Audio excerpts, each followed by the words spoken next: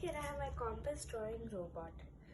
I have a cardboard over here which is attached to a 10 RPM motor, which is attached to channel 5 to make it move around in a circle so it can draw a circle over there.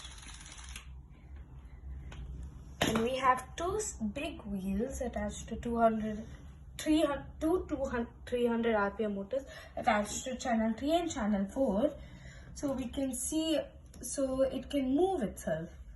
For example, we have a demo over there, so let's see.